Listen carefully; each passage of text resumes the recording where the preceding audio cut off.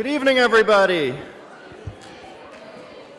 Before we officially begin, public safety makes me promise to announce, in the event of an emergency, there's 2 exits at the back of the auditorium on the upper and lower level, and there's also an exit up to the side of the stage, and in the event we have to leave, we're asked to gather on the green right outside the door you came in. But welcome to Seton Hall. My name's Chris Hanifin. I'm the program director here for the PA program. And it's great that everybody's here. It's a great show of support for our students. We know they've been working very hard over the past year and a half. That certainly takes a toll on them. We understand it certainly takes a toll on you and your time with them, and they're not as available as they usually are, and it requires a lot of support from friends and family really to thrive in the program. So I can't tell you how much we appreciate you being here tonight to support them as they get ready to move on to the next phase of their education. Each year we like to begin our ceremony by praying for guidance for our students as they enter the clinical phase, that they can develop the compassion and the wisdom and the skill in their hands that they need. So to do that, I'd like to invite up our chaplain, Father Antonio Sorrento, to deliver our invocation.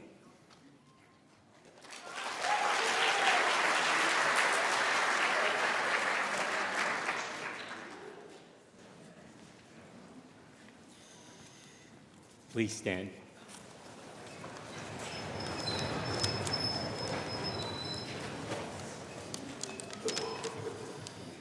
It is written in the book of the prophet Jeremiah, the 33rd chapter, the 6th verse, it says, "Behold, I am bringing the city recovery and healing.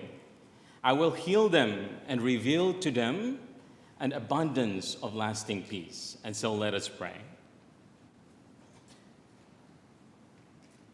In the name of the Father, the Son, and Holy Spirit, amen.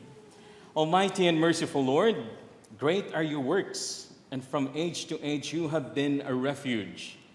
We thank you for gathering us in this place. And we thank you for choosing these men and women today who have also graciously responded to your call of bringing healing and peace to the world. We ask you, Lord, to send forth your blessing to each of us with their families and loved ones. Help us to celebrate with joy this milestone of our students and physician assistant. And as we send them off to their clinicals, may you bless them in their white coats. Empower and strengthen them with your care.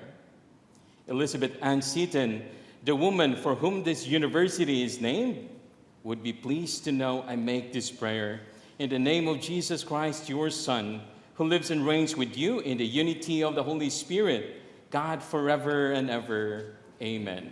In the name of the Father, the Son, the Holy Spirit. Amen. Let's go, Pirates!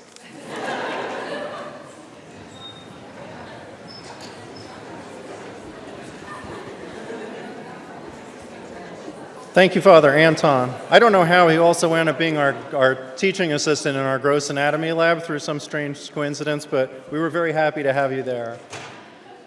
The PA program is one of a bunch of programs in Seton Hall's School of Health and Medical Sciences, and it takes a lot of administrative help to make sure things run well, particularly over the few unusual years we've had lately. So I'm pleased to ask our Associate Dean, Mike LaFontaine, to come up and offer a greeting from our Dean's office.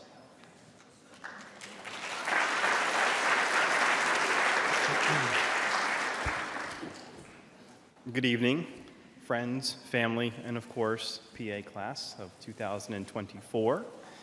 On behalf of us in the School of Health and Medical Sciences, all the faculty, staff, and administration, it's my pleasure to join and welcome you to your physician assistant white coat ceremony.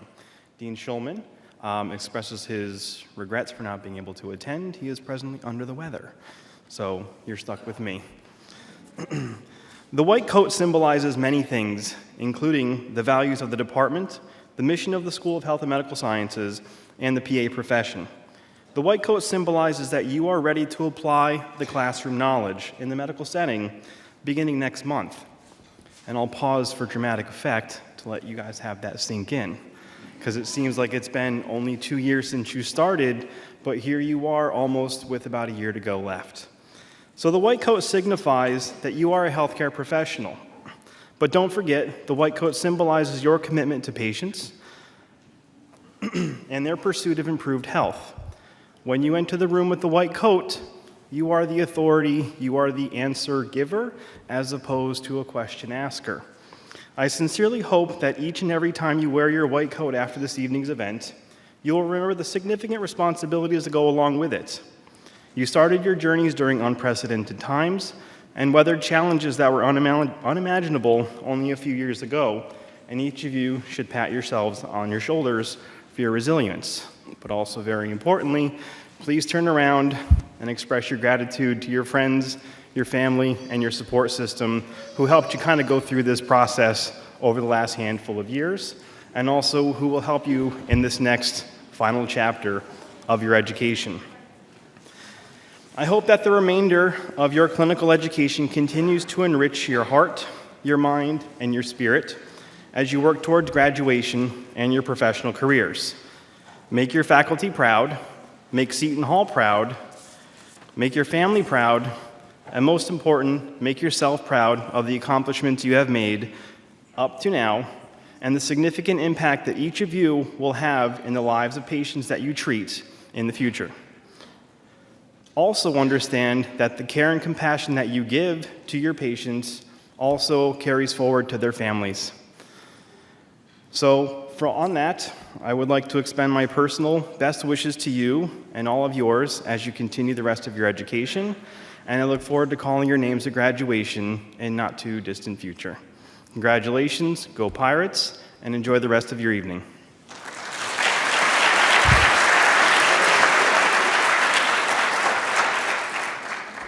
Thank you, Dr. LaFontaine. I only get a couple of times a year where I can officially recognize our faculty and thank them for all the hard work they put in for you guys in a public venue like this. So first and foremost, the woman who makes everything happen all the time is Joanne Cadella.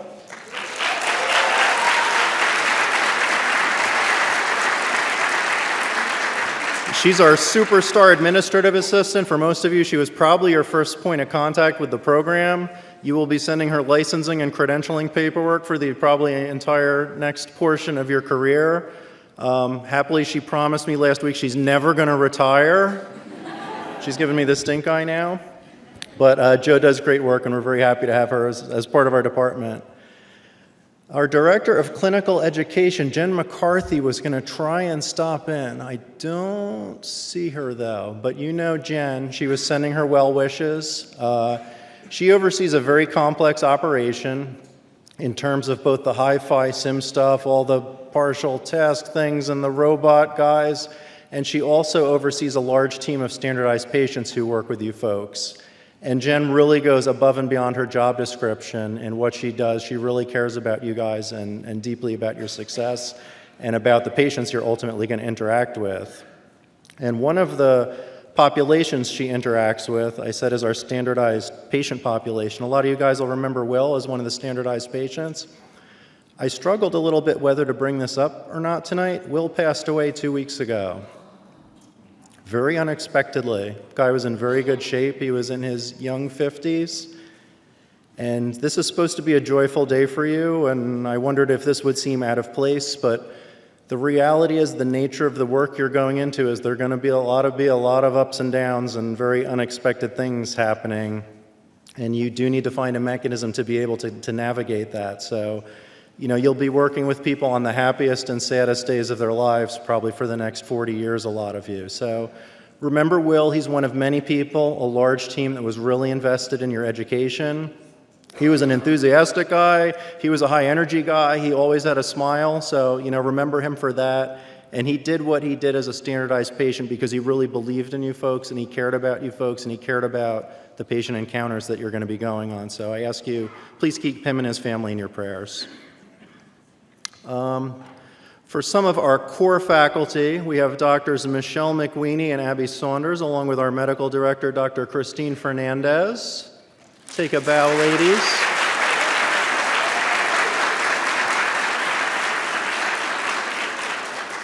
They're kind of our first-year drill instructor team, so if there's any Marines in the room that went through Paris Island, they got nothing on these ladies, the way they run these folks through their skill-building sessions. I can say our students' hands-on physical diagnosis skills are second to none to anybody in this area for sure, and you guys will see that all the time. You put in the investment that makes when you hit the clinical environment. We have Dr. Jurga Marshall and Tiffany Fiore.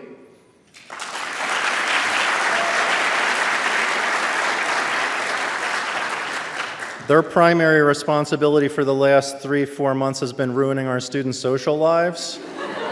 So if people have been kind of miserable, you can thank the two of them, and if they're recovering from like post-traumatic stress disorder. But they oversee kind of the really important final capstone course that tries to tie everything together before our students hit the clinical environment. And that's certainly a big, complex job. We have Professors Amy Gotosh, Kimberly Ann Miller, and Dr. Vanessa Rodriguez.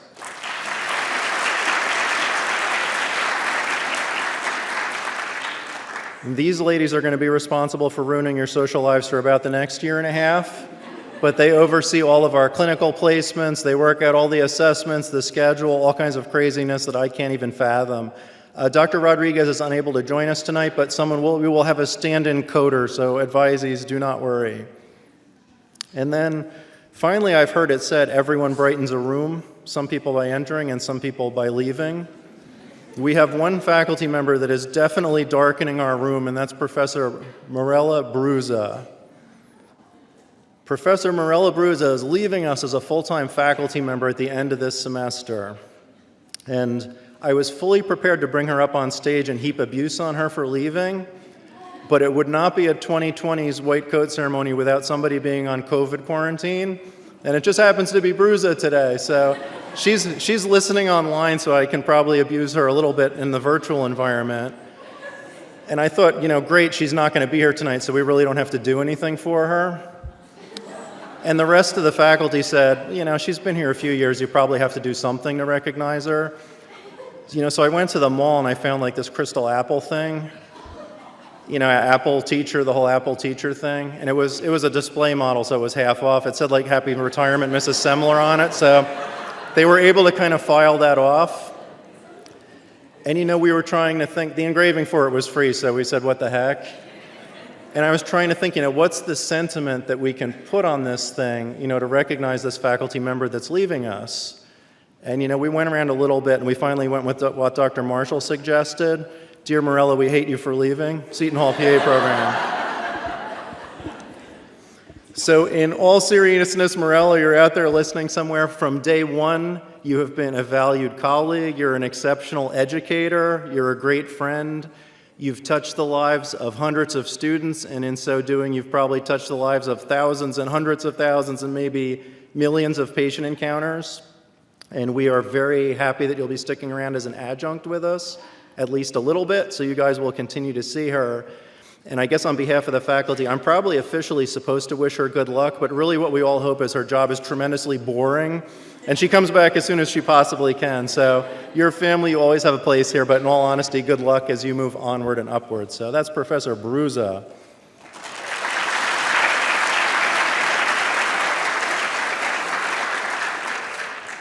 I made reference to this ugly course our students are just in the process of completing now. It's called Fundamentals of Clinical Medicine.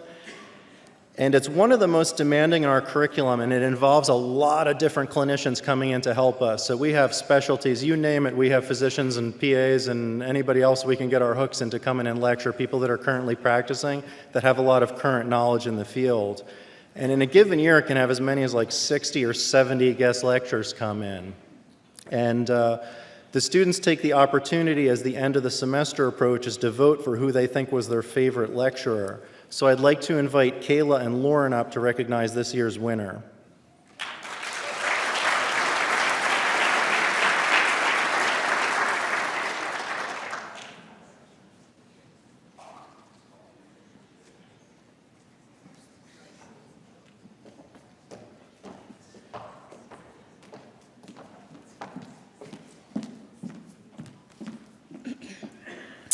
Tonight, the class of 2024 would like to present the FCM Best Speaker Award to Dr. Lloyd Haskell. Throughout our lectures with Dr. Haskell, we were gifted priceless clinical pearls to carry with us wherever our rotations and future careers may take us. His lectures were engaging and interactive, ensuring we learn the medicine not just for the exam, but for real-life clinical practice. By breaking down diseases down to the fundamentals, we were able to make sense of pathology in a relevant way. It is safe to say we are all grateful for the time and expertise Dr. Haskell showed our class during the semester. And never forget that myoglobin is toxic to the kidneys.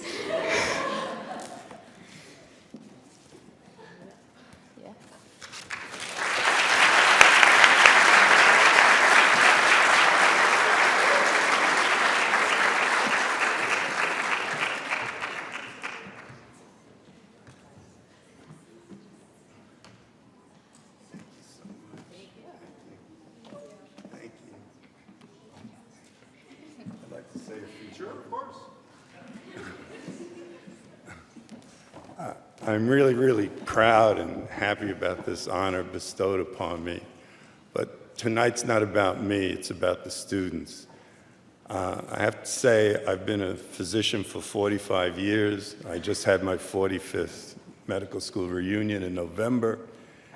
And I just want to tell you, when I was a student and I couldn't imagine what would be happening 40, 50 years down the road. So appreciate what you do now and remember it, because it's going to go like that. But I just have to say that I love teaching. I've been teaching for well over 40 years, both to physicians, non-physicians. I'm sorry, but doctors have calls. Let me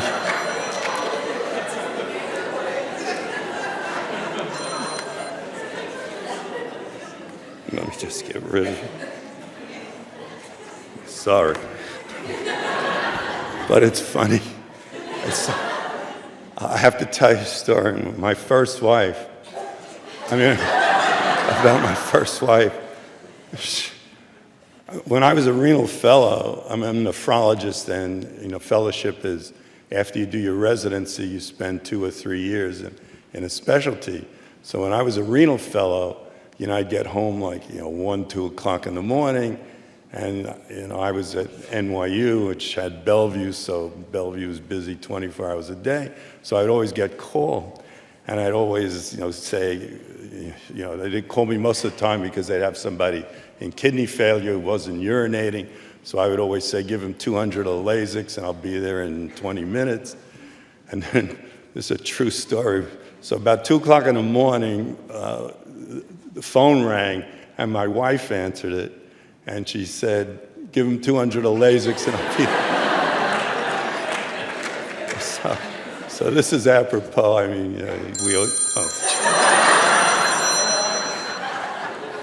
I can't talk, man. I can't talk, man.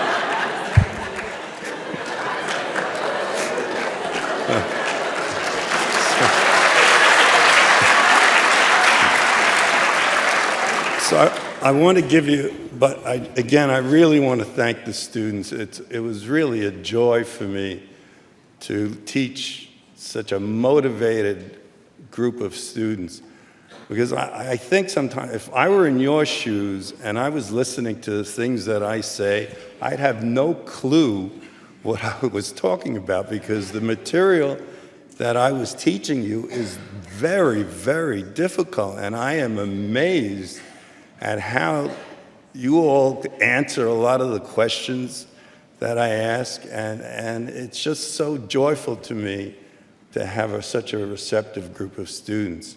And I want to say, now that you're going to go into clinic, learning doesn't stop. You're going to have to learn for the rest of your life when you're in a medical professional. And, there's an old hackneyed saying, if you love what you do, you'll never have to work a day in your life.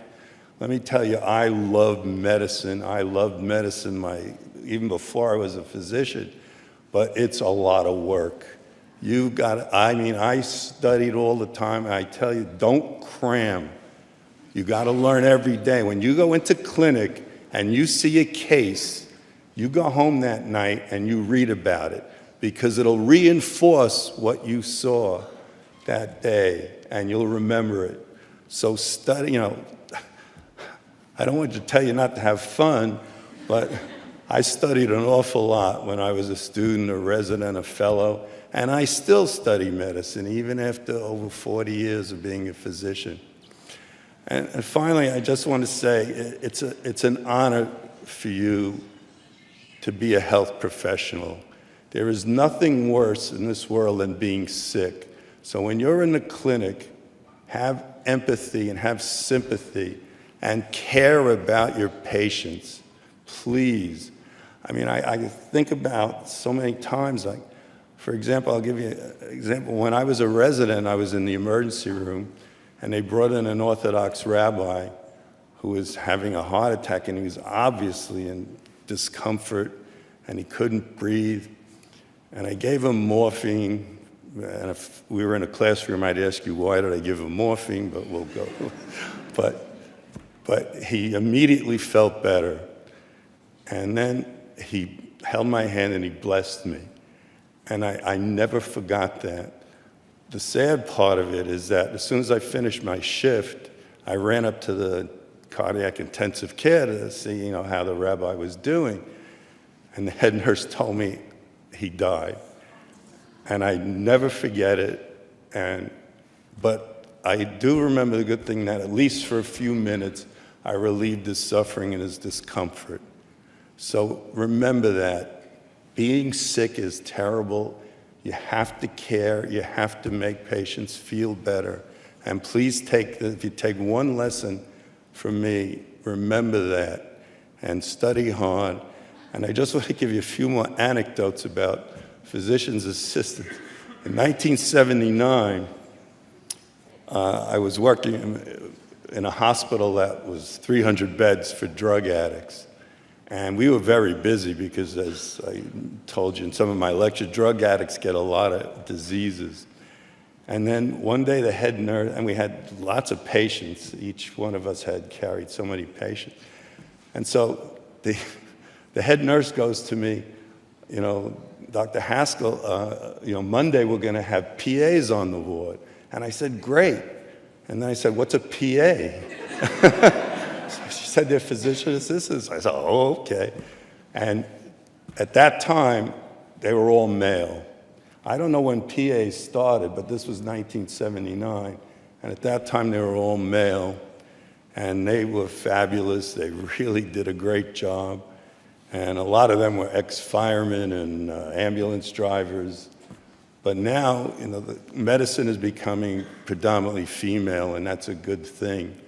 And I just want to say, if you run into older women who are in the profession, PAs, physicians, thank them, because it was rough for them. I'm very proud that my medical school had the second highest rate of women in the country. We were 30% women at that time. The only school that had more women was Medical College of Pennsylvania, which was formerly the Women's Medical College. So they went through heck. I will tell you, there was harassment. There was no facilities for women back then. And the generation before me was even worse. So thank them for the advances they made and to help us bring diversity to all medical professions. So again, I want to thank you, and I'm sorry I don't have a clinic anymore or do hospital rounds, because I would love to have you all join me in the clinic or on rounds, but unfortunately I can't do that anymore. So again, and thank you for this honor, and I really appreciate it, and good luck.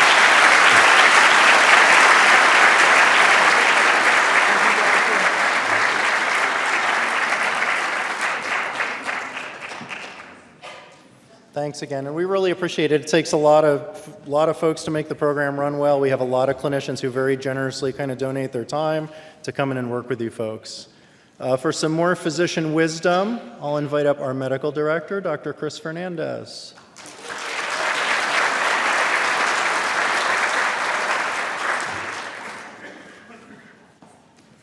Hello, I will be brief. It has been a pleasure being a part of your journey and your education from almost day one until almost the last day of the first half of your schooling.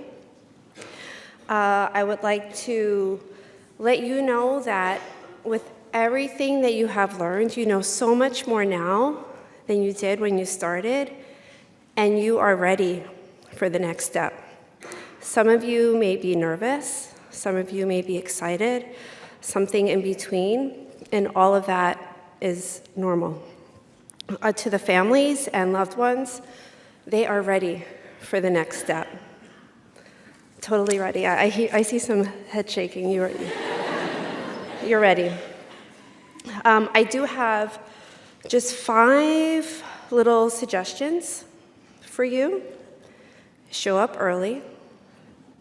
Early is on time.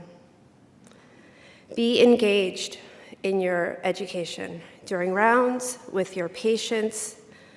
Be attentive with your time with them. Ask questions and look up the answers. Hand sanitize. Every time you walk in the room, when you walk out the room. And if you're not in a room, if the patient's in a hallway, hand sanitize every time. And lastly, get vaccinated for whatever virus is going around. I highly recommend it. Good luck, reach out, and I'll see you on callback days.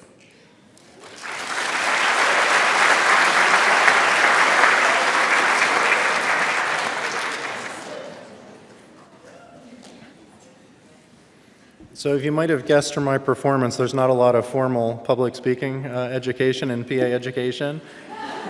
And I was talking to the faculty, what are you supposed to say at one of these things? And, it came up the best thing you're supposed to do is say wise stuff. So I asked the faculty what they thought of that. They said, that's great, but you're not going to be able to pull it off. So they said, what's the backup plan? I said, the backup plan is we can be brief. So even if I'm not super wise, I think I've seen probably 650-ish students come through the program and do an awesome job and go on to fantastic careers. So just by osmosis, I think I picked up a little bit of what helps a student be successful in their clinical rotations. I'll do a little quiz with the audience here. We'll give the students a little bit of a rest. Any Boy Scouts in the audience? Former Boy Scouts? That's it? Just 1? 2? So you should know what to say if I say a scout is. A scout is trustworthy, loyal, hopeful. All right, he hit them all.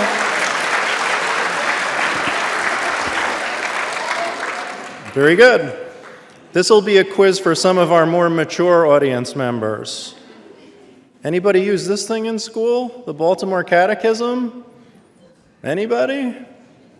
Show of hands. Nobody used the ball. Oh, there's somebody who'll confess. I'll ask you, why did God make you? Do you remember? No? My dad's 86, 87. He can spit this whole book back like chapter and verse. God made you to know him and love and serve him in this world and be happy with him forever in the next. How about, we have anybody that's a vet or current service member? Couple?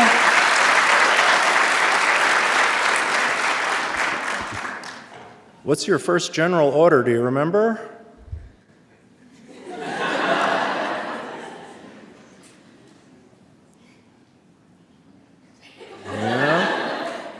I'd have to cheat a little bit because they're different for different services. I think this is the Marine Corps to take charge of this post and all government property in view. The Army's a little different. The other services are a little different.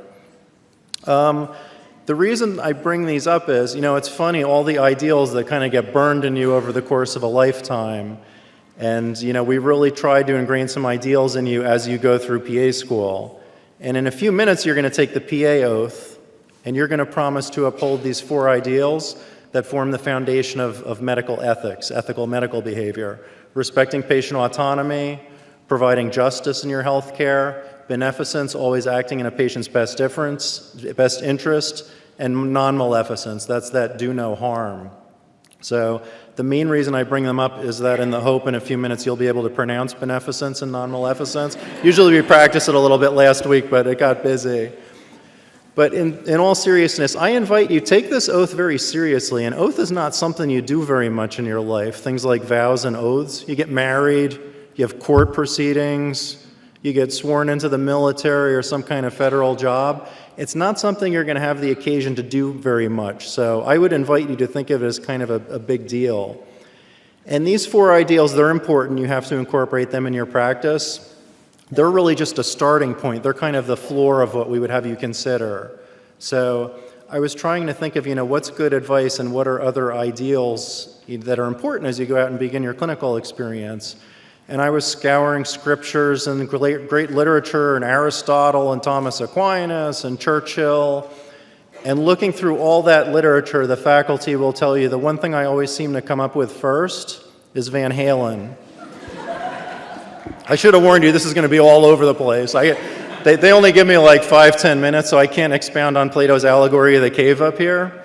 The parents probably know these folks. Any fans in the house? Parents probably know these folks better than the kids. There's a few. So your parents might have struck you as a little stiff when you were in high school, but when they were in high school, your dads had hair down past their shoulders, and if your mom was from New Jersey, she had the hairspray thing stacked up on her head, and they followed around Van Halen. That, truth be told, I was kind of boring when I was in high school, and I didn't have much hair then either, but... So when this band was touring, a big band kind of coming of age in the 80s, they became known for having a really, really complex contract that they would present to the arenas that they were going to be putting on their show in. And one of their contract clauses said when they arrived in their dressing room, there needed to be a bowl of M&Ms there from which all brown M&Ms had been removed.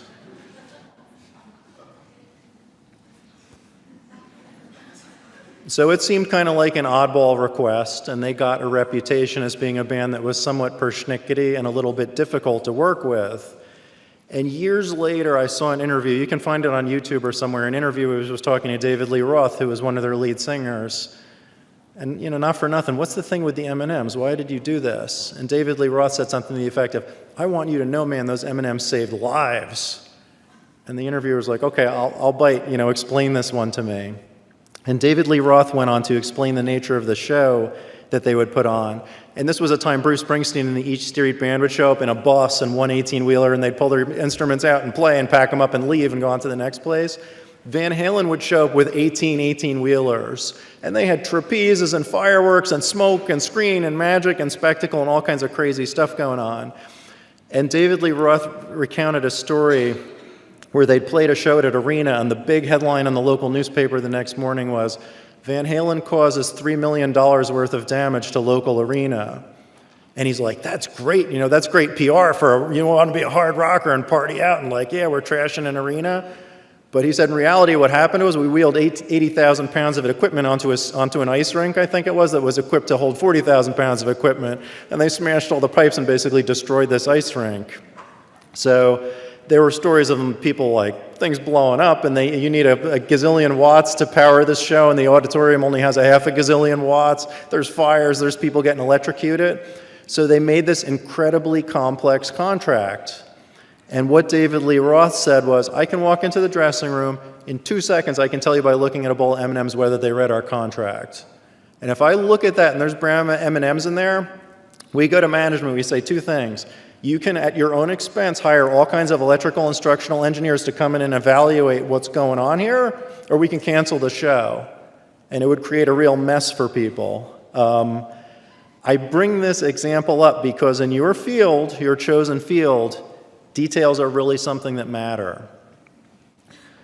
So as students, I'll be honest with you, much of your day-to-day life is going to be spent doing unglamorous things like chasing down test results. And the fact of the matter is that all these unglorious things are the things that make the wheels of healthcare turn. And it's important that you do them carefully. So even Jesus said, if you can be trusted with little things, you can be trusted with big things. You'll probably hear some surgeons tell you stuff that's very similar to that. And I actually worked with some surgeons who thought they were very close in nature to Jesus, so you'll come across some of them as well. But it's the little tasks that you do well are going to open doors for you to do the bigger things on your clinical rotations. And things are very electronic now. I think that's a big help. Your faculty members probably remember in school being told, people used to die from things like decimal points being misplaced. We had a guy when I was in school, he had experienced head trauma. He was being transferred onto the service I was on. They ordered his routine morning labs, and his blood sugar comes back. Let's show off for your families. What's a normal blood sugar? Ish? 80, 100-ish, somewhere in there, a little under 100. Guy's blood sugar comes back and it's 25. So they're like, okay, that's weird. They give him some sugar, they start pushing dextrose on him, they're doing finger sticks, and it goes up to like 40, then it's back down to 30, then it's at 25 again. They're looking at this guy's, they can't get this guy's blood sugar stabilized, and there's no reason why. They start looking back through his medical record, and they look at the medication administration record. What's a normalish dose of insulin for a patient with diabetes? Ballpark. Come on, show off a little. Don't be shy. Yeah, just what you get up in the morning, what kind of insulin dose do you give yourself? Okay. So it's on the order of a handful of units. They went back and looked through the medication administration record. Someone ordered this guy 140 units of insulin. So your first thought is it must be a handwriting thing. They always tell you don't write out the U because someone could think it's a 0 and you're trying to write for 14 units and it turns into 140. Some clinician, not a PA, some clinician wrote for an order for 140 units of insulin. The reason I bring this up is this is an epic fail. So someone wrote it.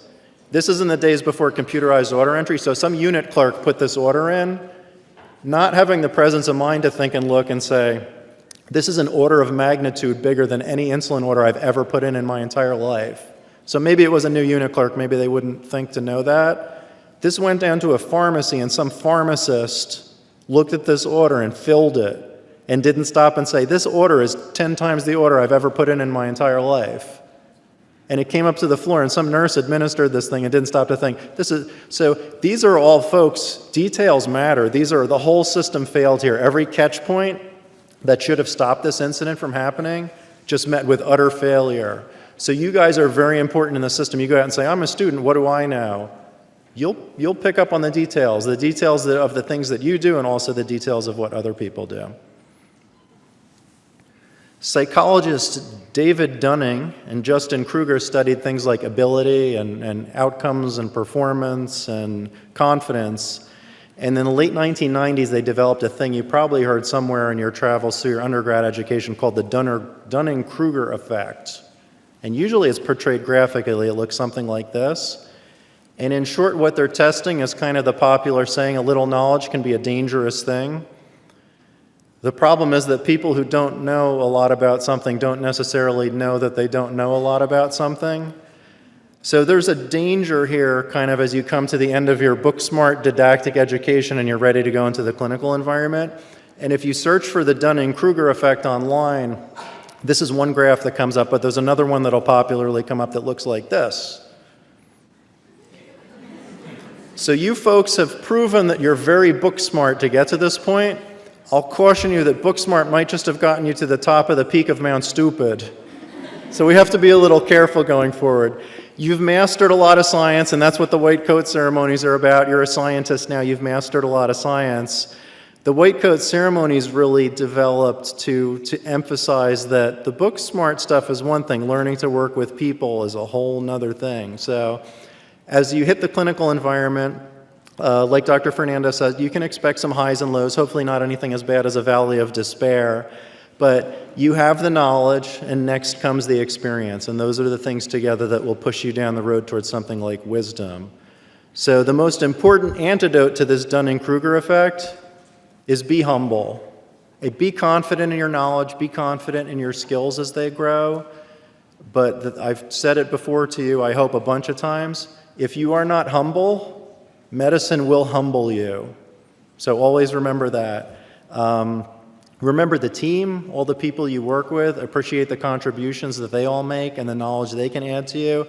And I'd say never forget anybody on the team. The housekeeper who's cleaning patient rooms between patients being in there is probably doing as much to keep people healthy as you folks are, I hate to say it, in terms of disease spread and things like that. And the volunteer or the candy striper who gets a patient to smile and forget about their troubles, they might do more to make that patient feel better than anything you're going to do with electrodes and needles and probes and things like that. So be mindful of that. I'm going to go very big picture here for a minute. Sometimes I get intimidated talking about stuff like this with a priest present. This is more Father Anton's kind of territory. But, in order to establish my credentials, I do want to note that I was the angel Gabriel in the 1980 first grade nativity play over at St. Philomena's. And I did a really good job. I still remember my lines. And people wonder how I have this picture. I keep it in my car, and if the hospital parking lot's full, sometimes I park in the clergy space. But on a related note, my daughter was going to a Catholic preschool. It's going back about 10 years. And this time of year, my son had been born in the second week of November. And the nun that ran the place caught us walking out one day, and she said, "Chris, I want your son Daniel to portray Jesus in the nativity pageant we're going to have in a couple of weeks." And I was like, I'm not sure that's a good idea, because number one, he'll be upstaging me as the angel Gabriel, and that's just not good by itself. But the thing is, I've been in Catholic school through preschool, grammar school, high school, undergrad, and 2 graduate degrees. And the only thing I've learned in that time is you don't say no to sister. You say no to Monsignor, you say no to the Pope, the Bishop. You don't say no to sister. That's basically an easy million years in purgatory and all kinds of fiery torment. So I'm thinking, how can I get out of this? And I said, sister, I'd really love to, but I got to go home and check with my wife. So, there are married men present here. I don't know if you've ever experienced your wife looked at you and just like, you're completely crazy. I don't see anybody shaking their heads, and maybe it's just me. See, it happens to me all the time. And the conversation was like, well, let me get this straight. You want my less than a month-old kid to be on a stage in the middle of cold and flu season, surrounded by this semicircle of these germy singing/screaming kids in an auditorium with like another 150 people present? Get lost. Not going to happen. And I was like, I completely understand. Enjoy your million years in purgatory. And it might sound like I'm throwing my wife under the bus there, but she's an attorney, so she's got her own issues to work out. So the next morning I had to go, and I said, sorry, sister, my wife, she just won't allow this to occur. And she gave me the sister frown that only, a sister can really give you. And she said, okay. And that's how, unfortunately, that year the role of Jesus went to a Cabbage Patch Kid. I didn't know these things were still around. And the reason I bring this up relevant to you, kind of the moral of the story is, time passes, and eventually it's my son's turn for his class to have the holiday pageant. And I was kind of interested to see where he would wind up. Like maybe he could be the angel Gabriel following the old man's shoes, or there's Joseph, there's shepherds, there's lots of other things to do. And I'm not sure whether it was by happenstance or active malice, but poor kid wound up being the donkey boy. So my take-home message is if you have the opportunity to play a big role in life, make sure you take it. It might not come around again. But back to big picture stuff. We in this room, we come from a lot of different faith traditions, and if you believe in a creator, I would say to our students, the stuff that you've seen over the last couple of years, really the stuff you've seen through your entire education, our creator planned stuff. You've learned about electrons spinning around atoms and planets spinning around stars. You've seen the architecture of the human hand. I think everyone in the class probably held a human heart at some point. You'll be out on rotation. A lot of you, if you want to, you'll have the opportunity to see a human heart beating. That is cool stuff. We live in a very beautiful, very ordered universe. So, I would put out to you, there's a plan for all of this. There was a plan for us to be here tonight. And there's a plan for you to work with the patients that you're going to be working with starting next month.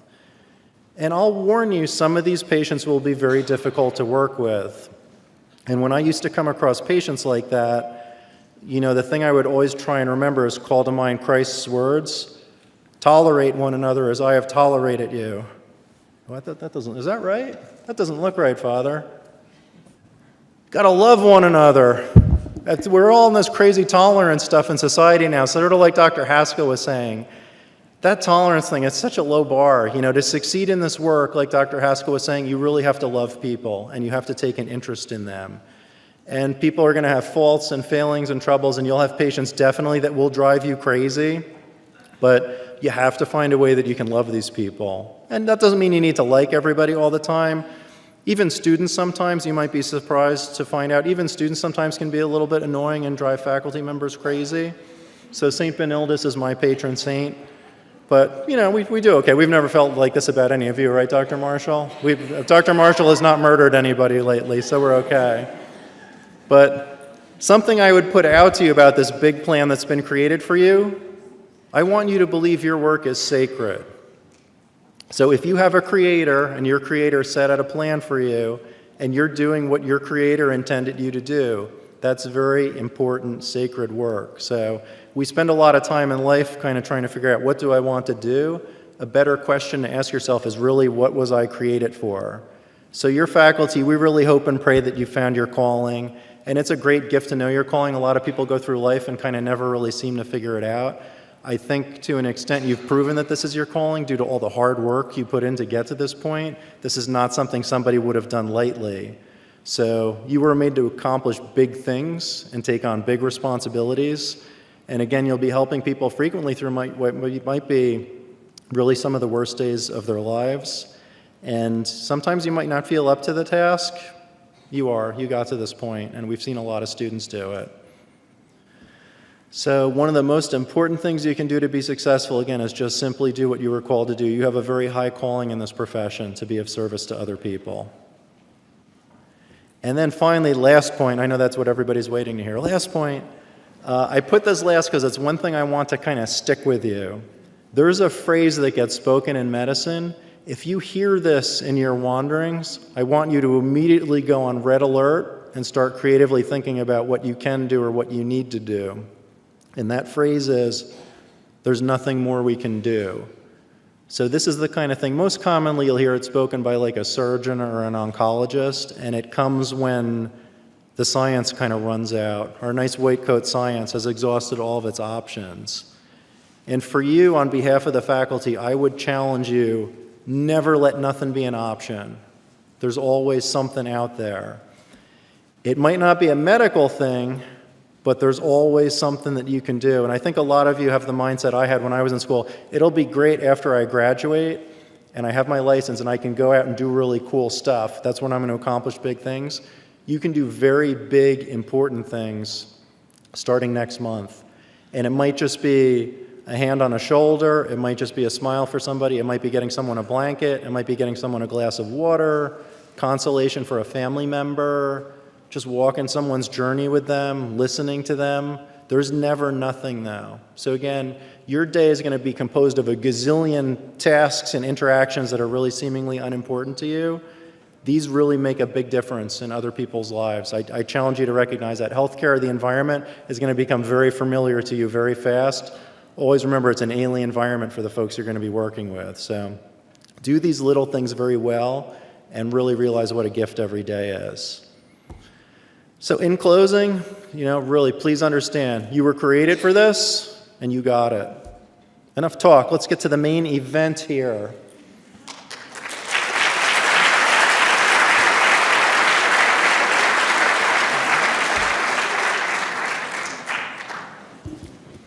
So what we will be doing is we're going to be calling students up in groups by their advisor.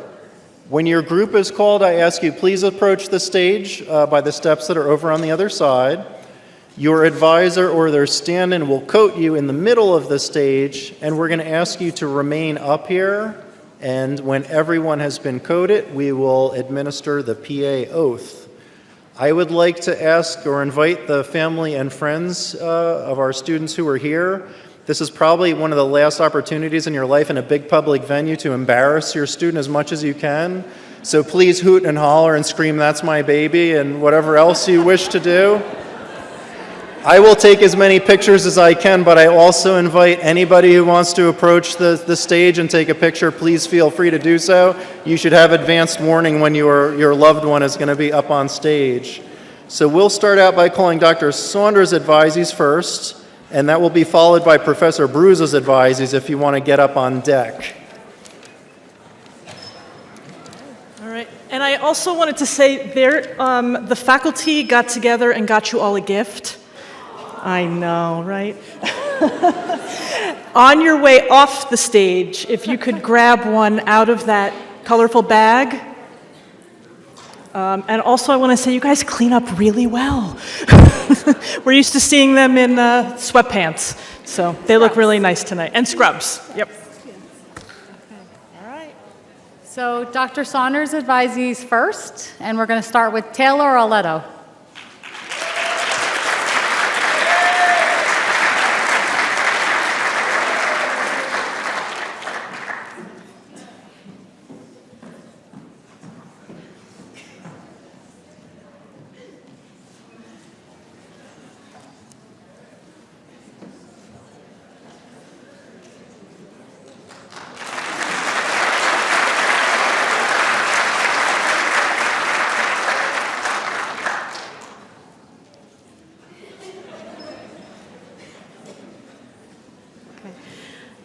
Elizabeth Diamantopoulos.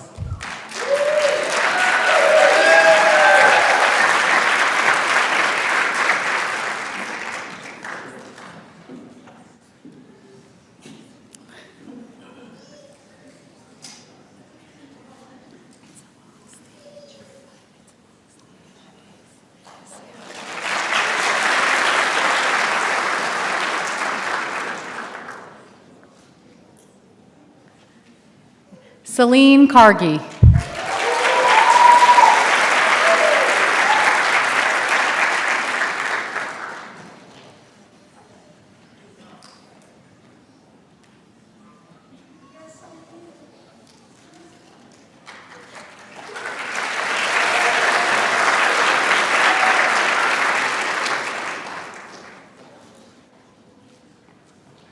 Amanda Lauricella.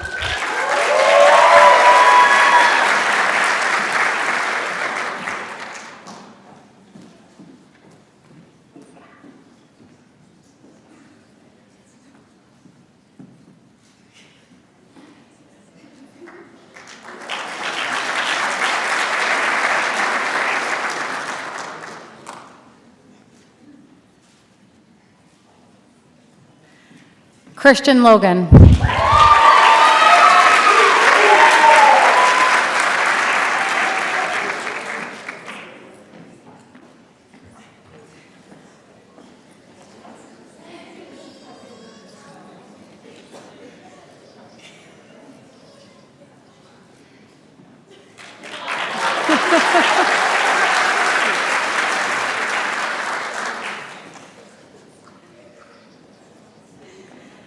Shannon Marin.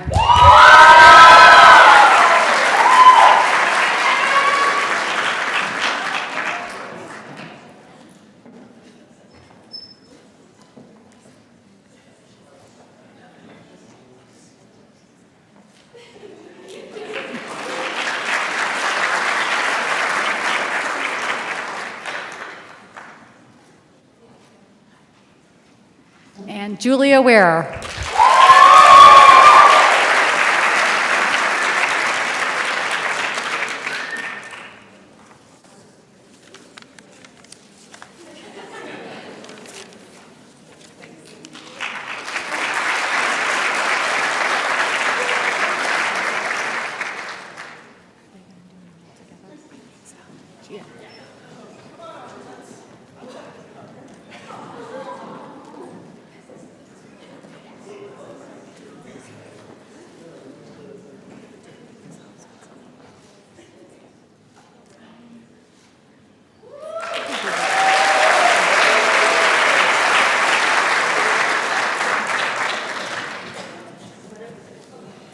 Professor Bruce's advisees can now come up.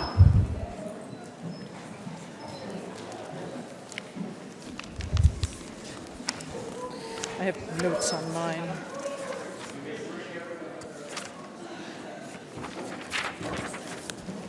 Oh, stay up there.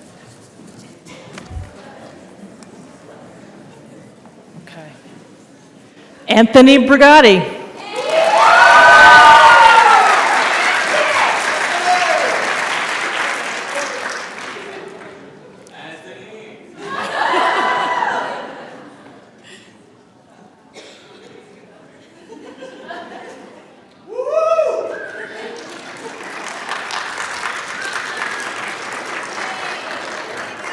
Kayla Connolly.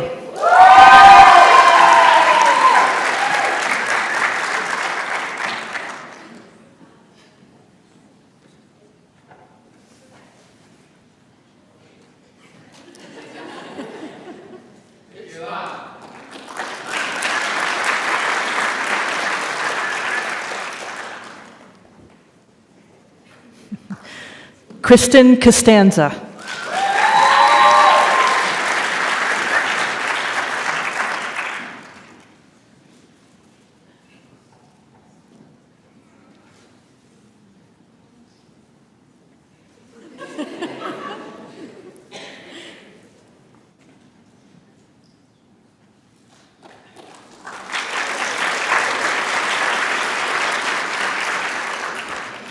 Bianca Forcucci.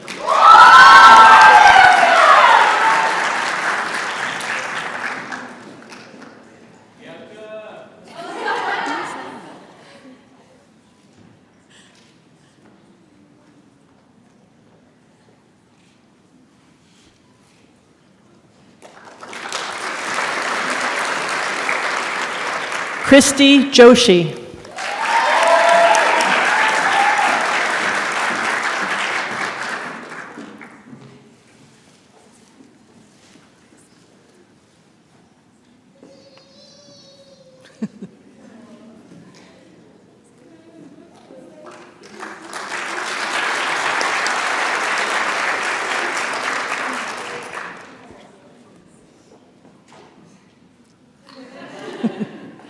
Lelise Rivera.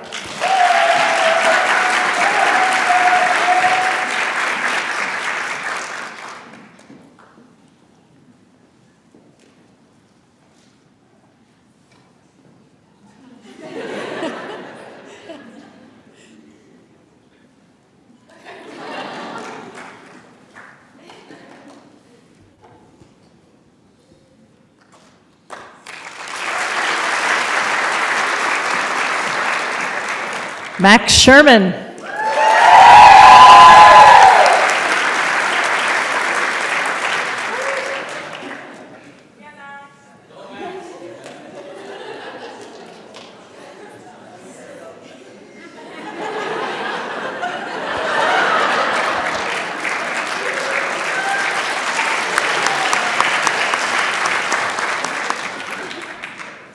Do you want to do a picture? Yeah.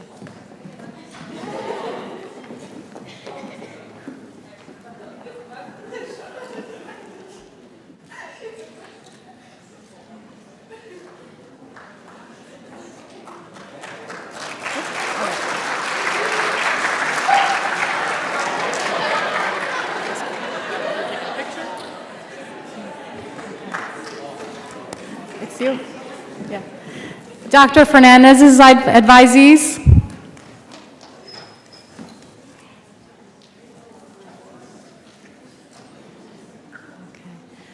Alexandra Castro.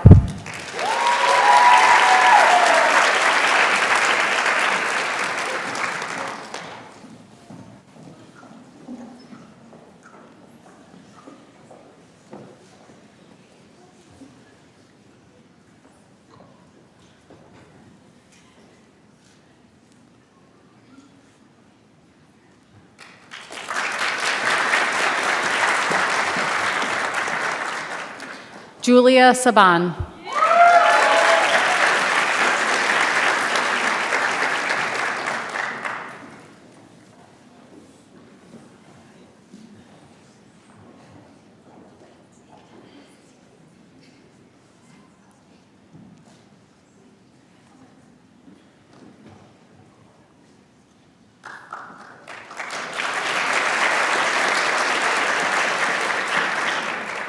Bethany David Heiser.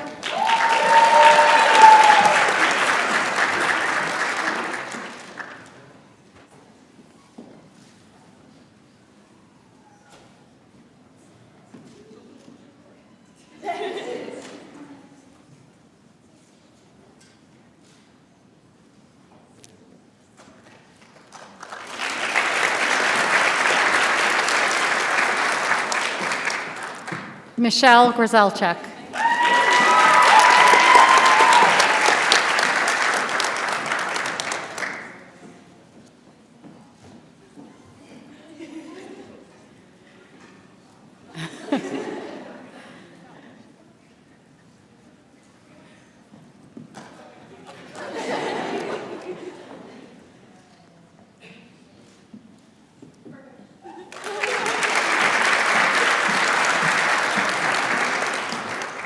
Christopher Kishun.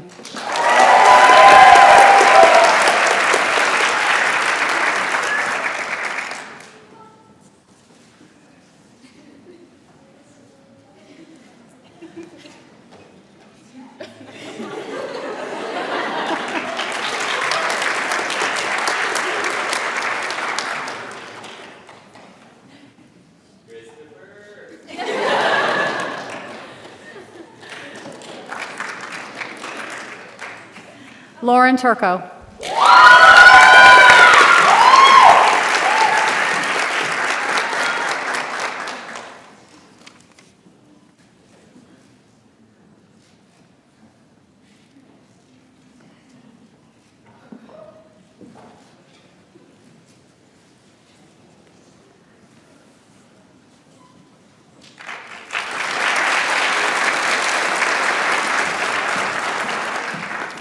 Samantha Vale.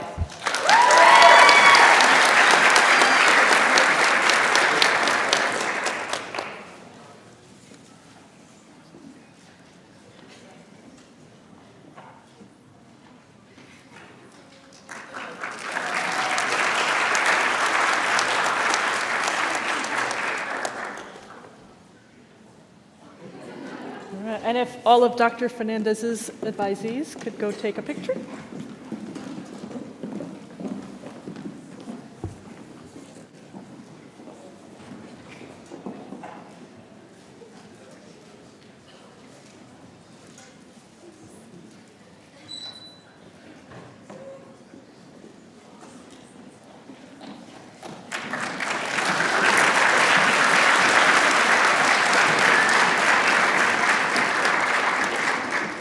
All right, Professor Fiore's advisees.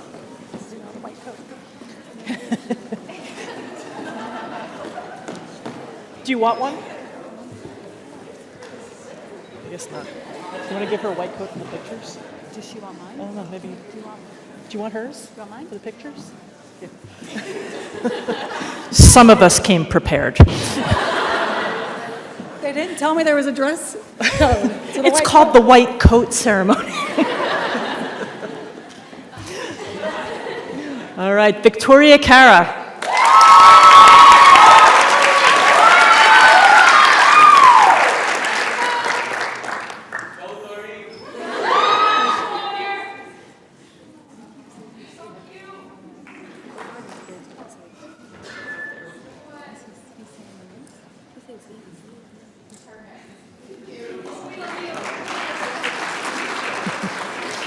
Gabriella Chandrika.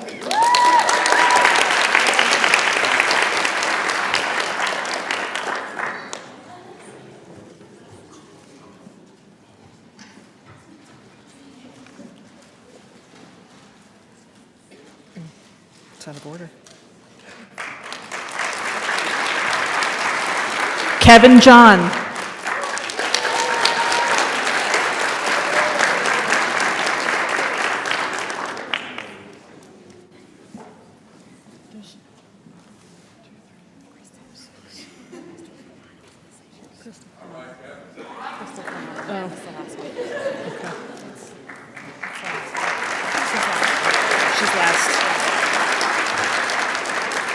Callista O'Brien.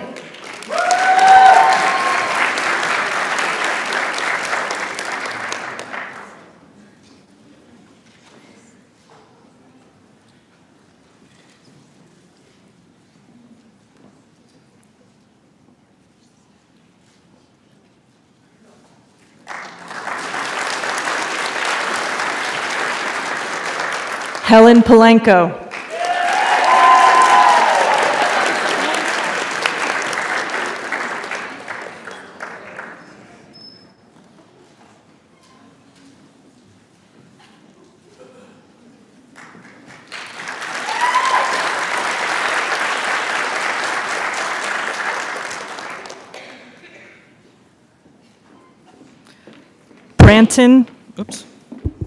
Branton Shpilevsky.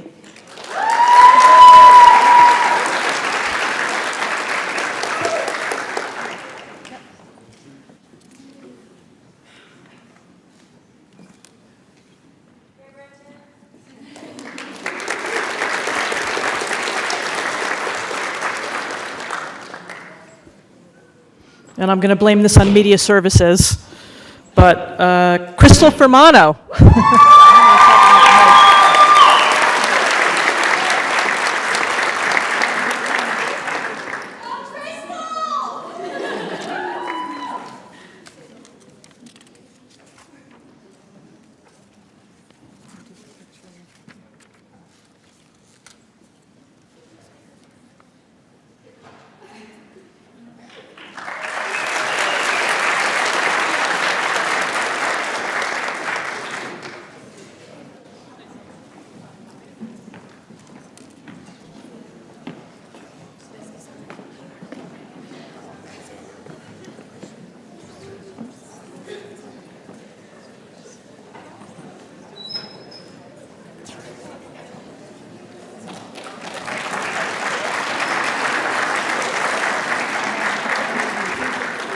Crystal, we apologize, your name's not on there. And to Crystal's family, we're sorry.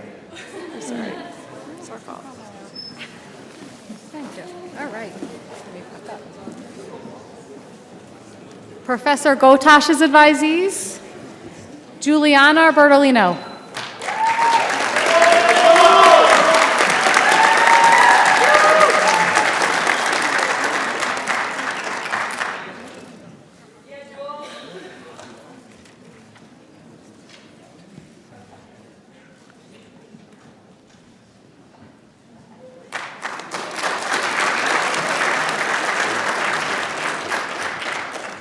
Elizabeth Douglas.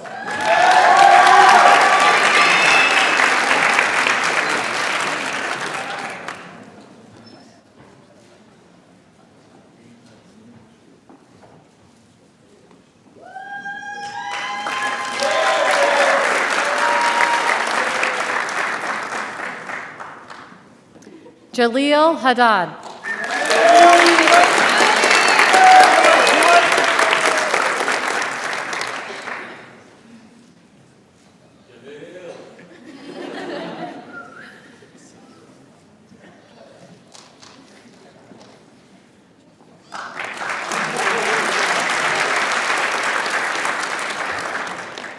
Kimberly Manlapaz.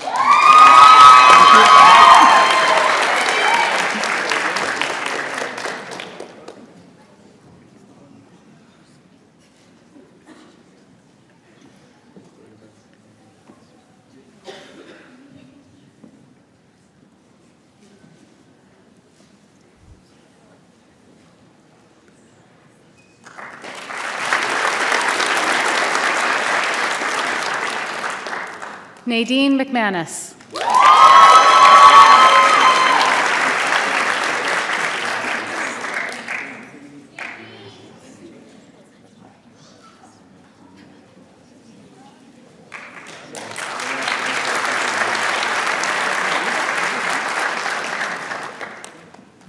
Jenna Pishotti.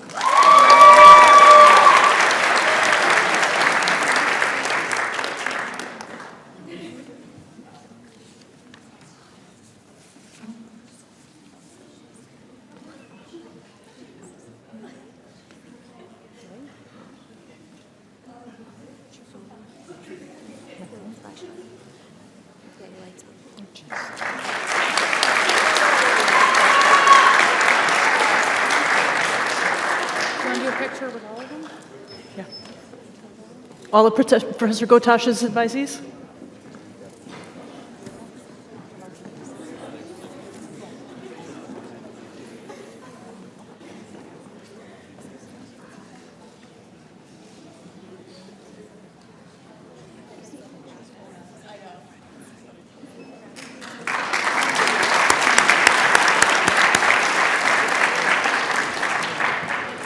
Dr. Marshall's advisees.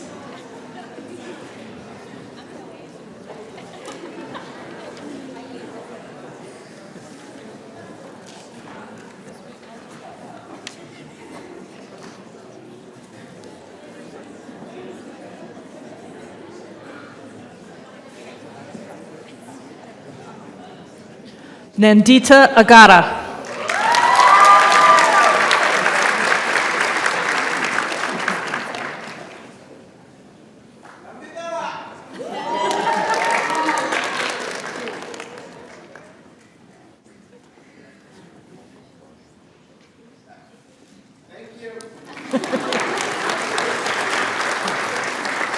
Anna Kuberovic.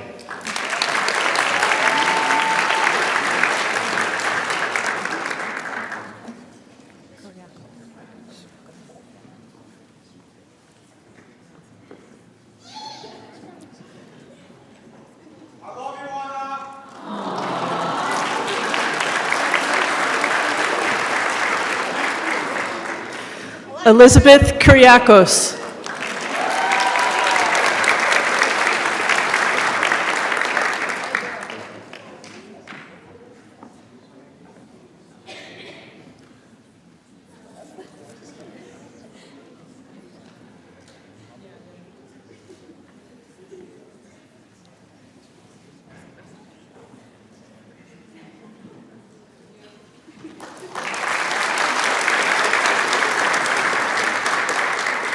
Vasilios Petru.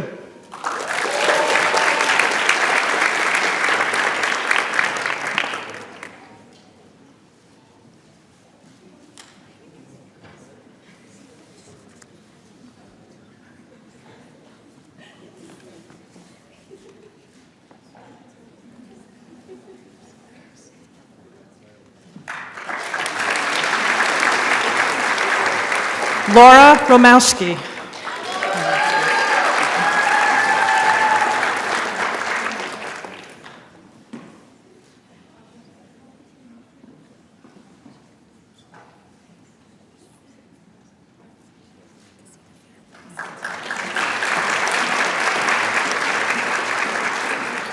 Kyle Roca.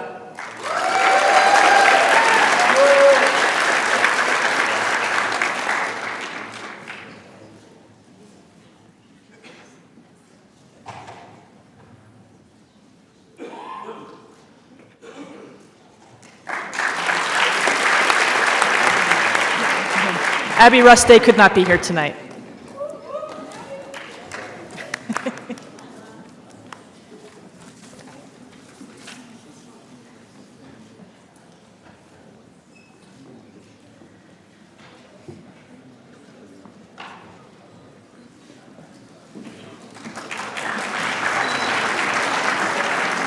Dr. McWeeney's advisees.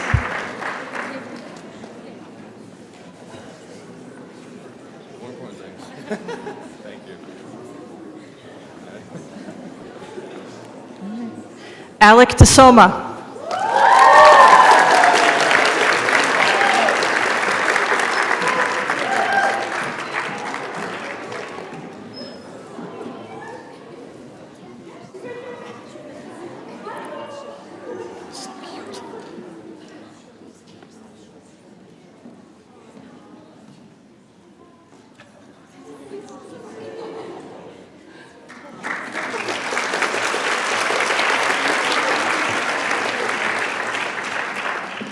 Mark Galabart.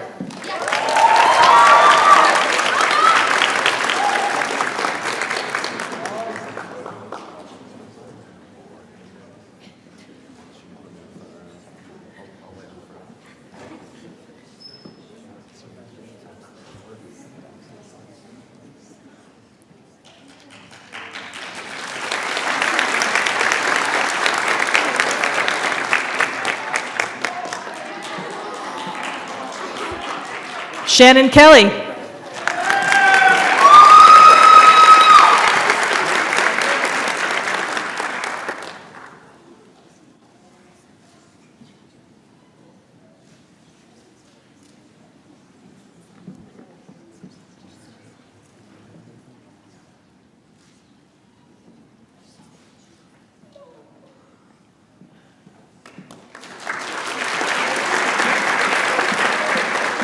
Megan Murphy.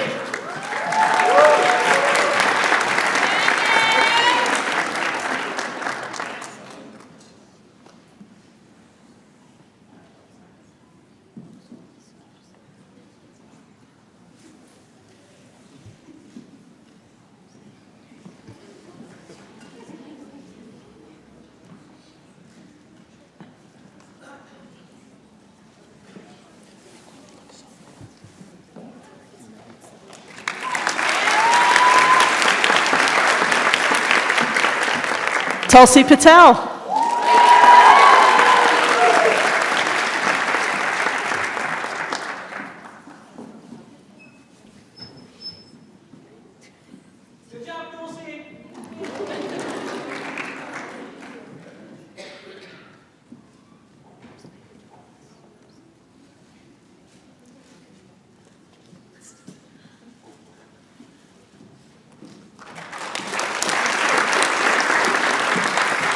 Jason Santos.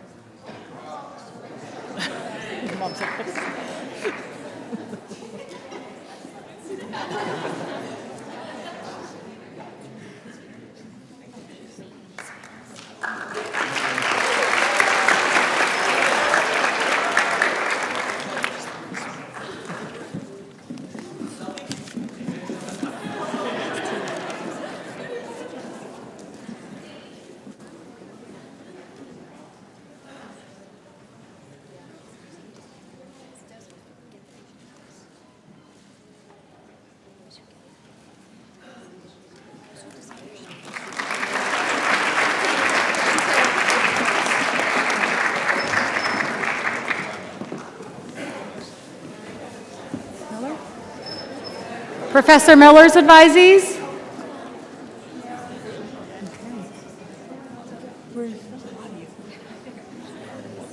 That's a lot of them, yeah. Jolene Angbedic.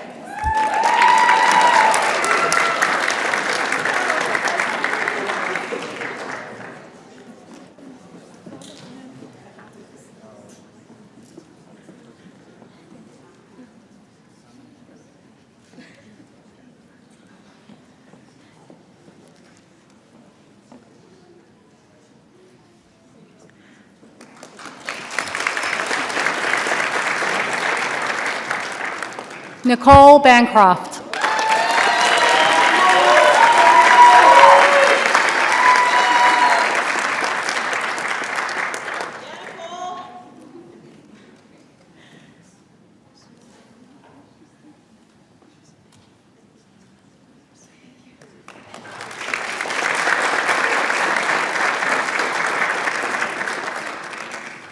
Anna Doucette.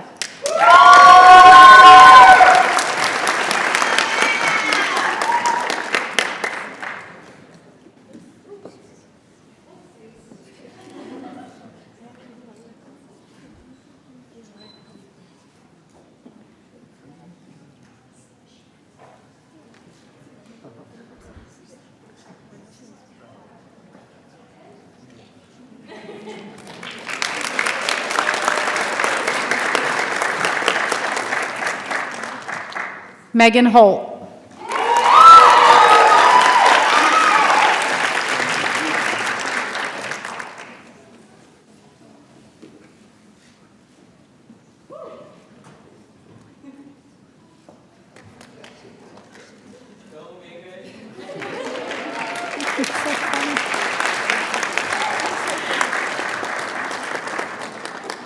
Michael Lutz.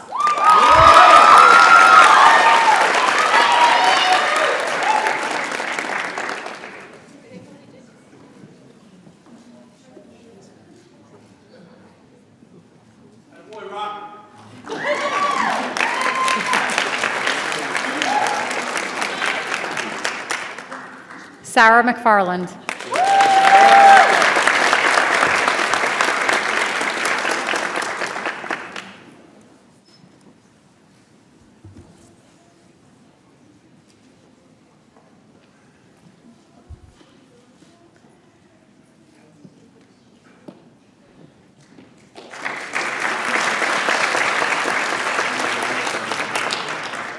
Dylan Miller.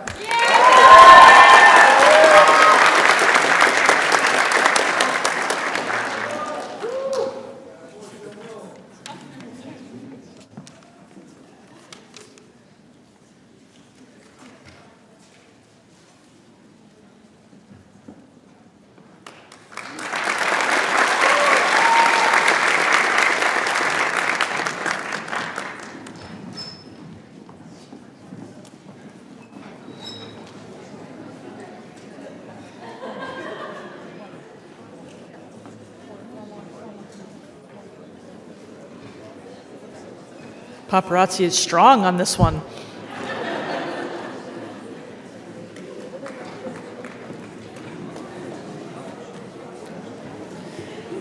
Dr. Rodriguez's advisees.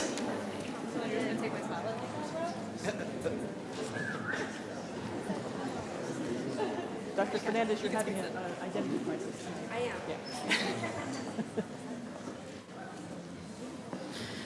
Ashley Alphonsus.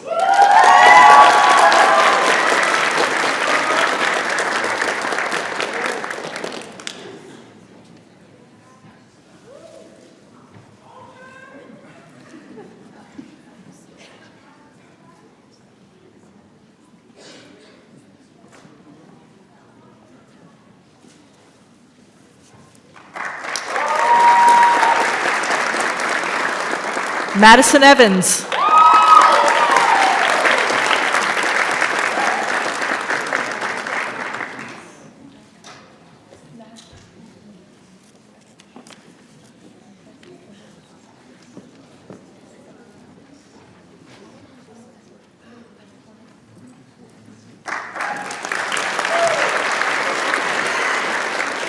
Megan Leffler.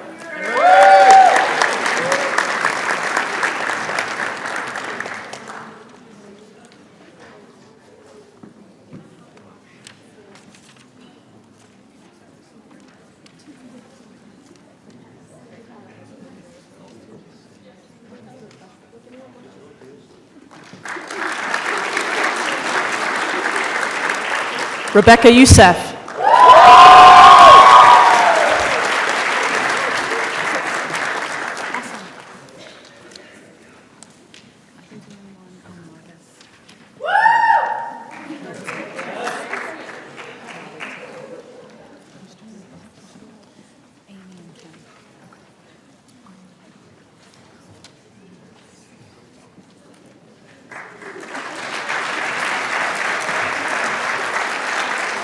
All right, and we're going to invite Professor Gotosh and Professor Miller to do the PA oath.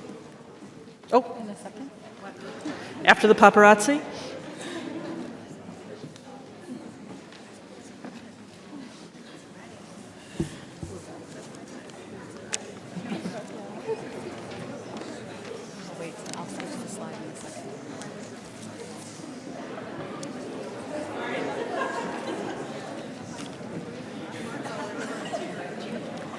Good evening, everyone. First of all, I'd like to congratulate all these students up here. They finally have completed their didactic year, and they have successfully been able to move forward into clinical rotations. As a director of clinical education and my colleague, Professor Miller, we are really proud and cannot wait to work with you in clinical rotations. However, before you can even see your first patient, you have to take the PA oath. So what I'd like you to do is hold your paper up. We're all going to recite it together out loud. Make sure you really take the words in, and because this is going to be very important for your next step. So let's begin. I pledge to perform the following duties with honesty and dedication.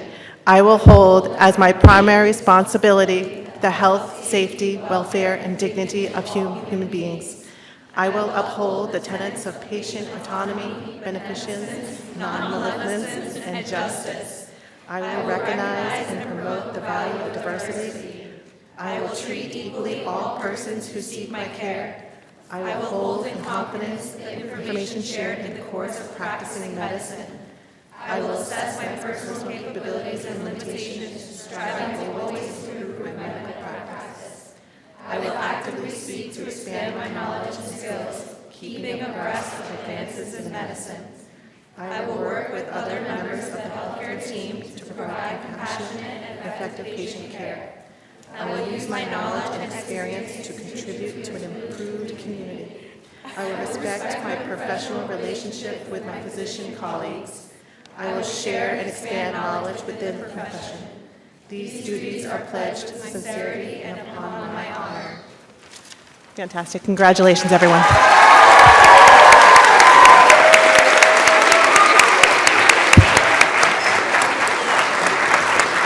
Please move forward and take a photo.